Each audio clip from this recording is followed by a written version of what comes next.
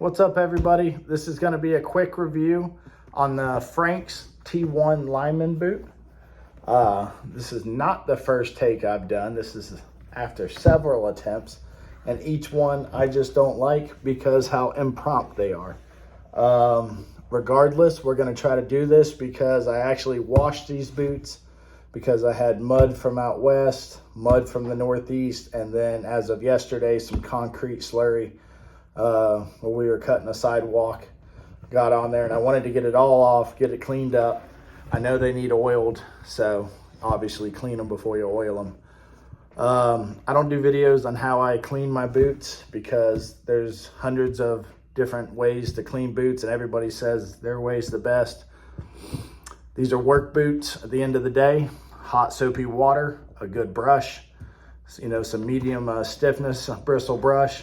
Scrub them till the water's clean. That sounds clean to me. Pat them dry, stick them in front of a fan. I just stuck these by the AC unit because I'm in a hotel working up in New Jersey. Y'all remember I kicked some lava rock, cut a hole in my boot. Not good. Got some wax thread, a curved needle, stitched it on the fly. That is still holding. I've had these boots since October of 2020. Yes, I am in need of a resole. I am down to almost nothing here. I've got bare minimum left in this lug, lugs in these soles. I do have another pair on order, which I'll do a video on those. I'm super excited about them. They're a little bit bougie. They're gonna have beautiful uppers, nice lowers, a little bit more than the classic T1 Commander. This is actually chocolate smooth upper, rough out lower. This rough out has just seen its days and is now smooth. Now, if I get like a wire bristle brush, I know I could scratch this and bring it out. I just don't feel the need to, it's just putting a lot of stress on the leather, scuffing it, flaking it. I also don't like the idea of hitting my threads with a wire brush just for appearance factors. That's just me personally. If I'm wrong, cool, tell me about it. I won't read it, but you can tell me anyway. If I'm right, I might read it. But regardless, these things are completely broken. I mean, just putting my foot in there, by the time I get a couple laces up, this boot knows where it's gonna go. I hold a pretty good spacing coming up. I'm probably like a snug 2 fingers at the top, maybe just a hair less. And then I'm pretty much a little over 2 right here. The, what's this? The vamp. I feel like that might not be correct. Coming up here in the middle of the boot, and then I stay true to 2 fingers down here at the bottom. Some people like eyelashes in their boots, some people don't. Strongly encourage you to keep these in your boot, despite what you like. The leather in this tongue is probably half the size that's on the boot. Once you kick a stick through there, unless you're gonna repair it yourself, the boot might need to be rebuilt. All for not wanting to put this in there just seems silly to me, especially if they're work boots. I don't know, maybe it's just me, but when I go to work, I just go to work. I'm not super fond of impressing other people. What else did I have? I had a couple things. Here it is. A while back, I was kind of worried about the heel separating. I know I didn't have them for that long when I noticed it. I ran them through the ringer right off rip, but I was concerned. You spend a lot of money and you're like trying to fine tooth comb these things after every day. And I noticed it, and I got some barge contact cement. I put it on a toothpick. I packed it in there. I held it tight till it was sticky enough to hold it. And I forgot about it for months. Seen it another time and realized that there's still so many nails going through this heel that it probably wouldn't be an issue. And then here we are years later, zero issue, zero squeak, Zero flaws with the boot. This lineman flap here on the side for our gaffs when we climb is 3 rows of stitching. A while back, the first row did pop loose, and that's why it kind of sticks out a little bit. Where's it at? There it is. Sticks out a little bit. Push it down if you don't like it. Pull it up if you do. I noticed that a couple strands were kind of backing off, so I just actually used the back of my blade, pulled out 1 or 2 strands from each side, took a lighter, smushed them down, problem solved. The second row of stitching is still holding that corner down and is showing no signs of failure. And then deeper in, there's a third row. Again, zero concern that I'm gonna have any issues with this. The structure of the boot is sound. Zero complaints after years of hard work, long days, storms, 16-hour shifts, 10-hour shifts, 12-hour shifts. Zero complaint. I mean, a lot of people say when it comes to climbing boots, they have a pair of work boots, and then these will sit just for when you're climbing.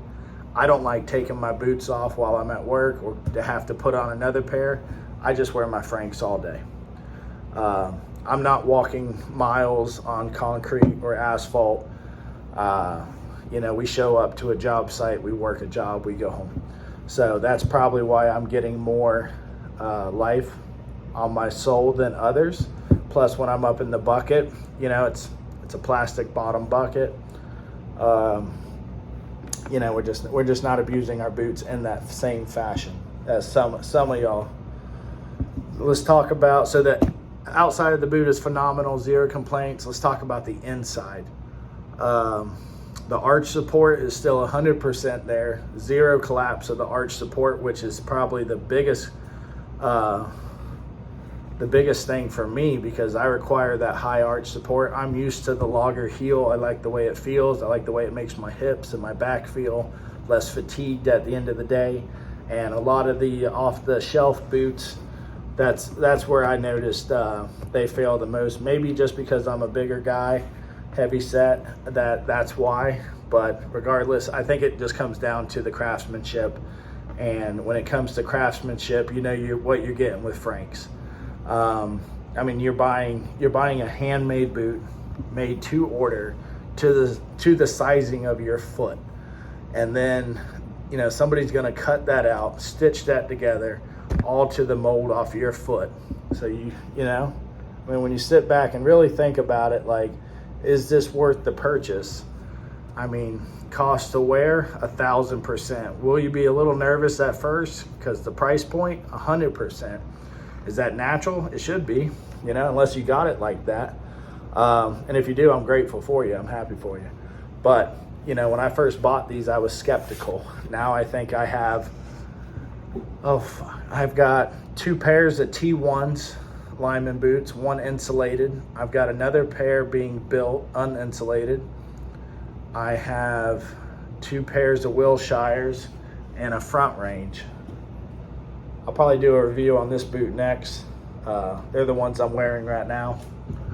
But I couldn't imagine buying a different brand boot just because of the customer service alone. And now that I've seen the craftsmanship in person on multiple orders, it's not like I bought one and it was great and the second pair was no, it's every pair that I get is top notch. And I don't work for Franks or anything like that. I wait the full lead times. I pay the price. I get to do all the same as everybody else. I just wanted to start this channel to help out when other people were on the fence with ordering Franks or just wanting to see Franks.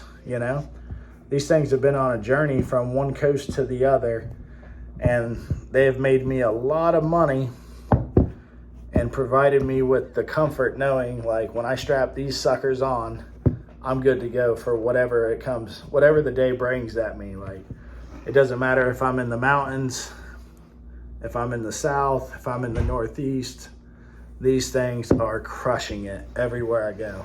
And I still get compliments. you know, even though they're years old, you know, and they're grungy to some, but the old heads, you know, they look at them and they, you know, they can appreciate well-built boots. And, you know, in reality, we're in two things the most. That's our bed and our boots.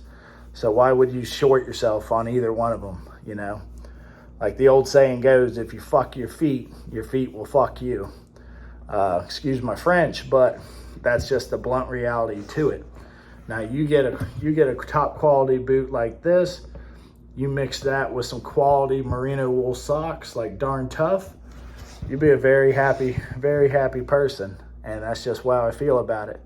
So that's my video. That's my impromptu video, the third one. I'm gonna go to the gym, go get some food. I'll probably oil these up before I leave. I'm not gonna let y'all watch me oil the boots up. Basically, I take this, it's got a little dauber.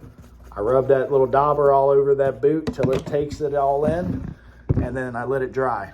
So in case y'all wondering. Anyways, like the video, comment if you want, subscribe if you do, or don't. I don't care. Y'all know the drill. Appreciate it, fellas. Peace.